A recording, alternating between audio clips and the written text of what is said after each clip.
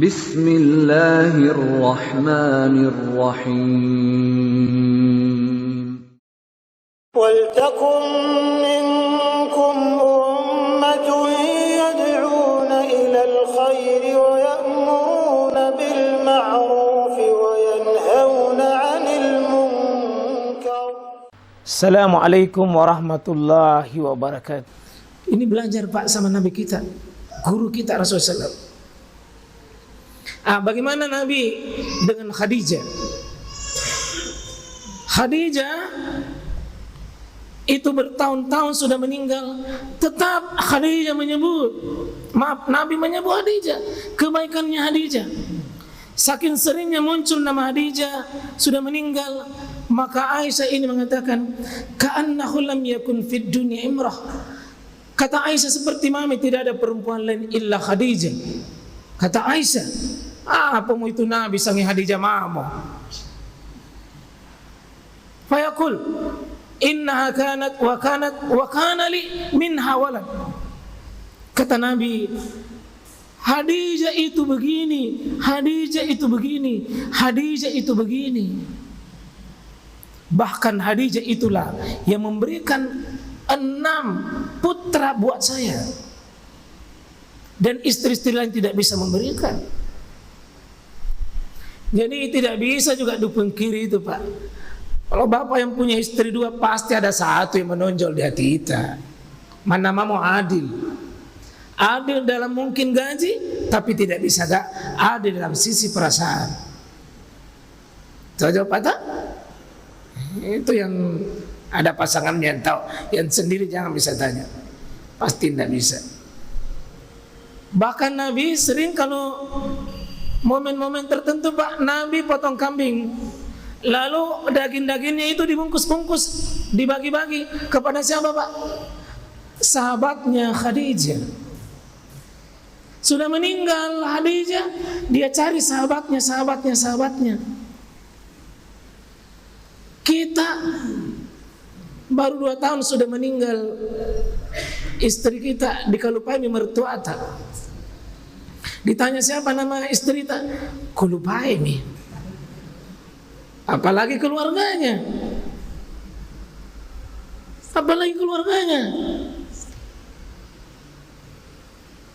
Ya rasa petu peruk nah. Putus rahimnya. Dia sudah dapat istri baru, nah lupa istri lamanya. Wala tansaul fadla bainakum. Ya, mari Pak memiliki Khadijah. Ya, syukurlah yang istrinya betul-betul Khadijah. Ya. Saya ingin ambil di sini kisah terakhir, kisah Imam Ahmad mendoakan gurunya, yakni Imam Asy-Syafi'i. Ya, Ahmad bin Lais pernah mendengar Imam Ahmad bercerita begini. Ya, kan Imam Ahmad ini, ya Imam Ahmad mengatakan, Innila ad'u Allah, sesungguhnya saya berdoa kepada Allah untuk lisyafi fi salati, dalam salatku, munzu arba'ina sana, 40 tahun saya doakan Imam Syafi'i. Kata Imam Ahmad, 40 tahun Pak dia doakan gurunya dalam satu ilmu yang diajarkan Imam Syafi'i kepada Imam Ahmad. Satu ilmu 40 tahun didoakan gurunya. Yaqul Allahumma ghfirli, ampuni dosaku, wali walidayya, dan ampuni pula orang tuaku, wali Muhammad bin Idris Asy-Syafi'i, dan ampuni pula Imam Asy-Syafi'i. Jadi itu Imam Ahmad Pak sering tidak menyebut Asy-Syafi'i, tapi nama gelar kunyanya sebagai bentuk penghormatan. Bahkan sampai anaknya itu Abdullah namanya, Abdullah bin Ahmad, yang membuat itu kitab Zawaid. Dia lanjutkan kitabnya bapaknya yang belum sempurna meninggal, anaknya yang lanjutkan Pak. Anak bilang anak itu Imam Abdullah bin Ahmad mengatakan, ya abati, wahai bapakku, wa qultu li abi, saya berkata kepada bapakku, wa kana li Asy-Syafi'i, bagaimana itu Imam Syafi'i itu? Sami'tu, saya mendengar sekali, tuksiru fi du'a, saya mendengar banyak sekali kau dengar. 40 tahun beliau doakan gurunya. Saya mohon Pak yang ngajari, mungkin kita huruf A, huruf Ba, huruf Ta, alif, ba, ta, sa, kita tahu mengeja, kita tahu mengaji, mohon sejenak doakan. Yang mengajari kita huruf A, B, C, D, yang tahu membaca, yang tahu, kita tahu membedakan kebaikan dan keburukan. Pernahkah kita sejenak mendoakan guru kita?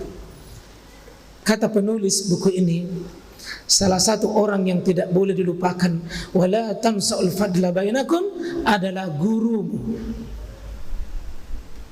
Ingat urutannya di sini Pak, dirinya, ya, gurunya, maaf, orang tuanya, gurunya. Coba kalau kita pulang kampung cari guru ngaji kita yang mungkin dulu di situ kita bisa mengaji.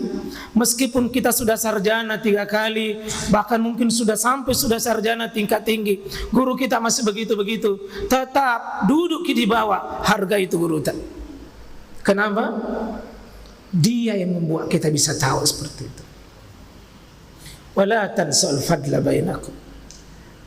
Jangan bilang-bilang itu guruku najar salah-salah kayak dulu. Biar najar ke salah-salah dulu, tetap itu guru. Ini sudah luar biasa. Bagaimana hebatnya itu Imam Ahmad bin Hanbal. Meskipun Imam Syafi'i mengetahui Pak, tidak ada manusia yang saya akui di dunia ini, kata Imam Syafi'i, gurunya yang paling memahami ilmu hadis melebihi daripada Imam Ahmad.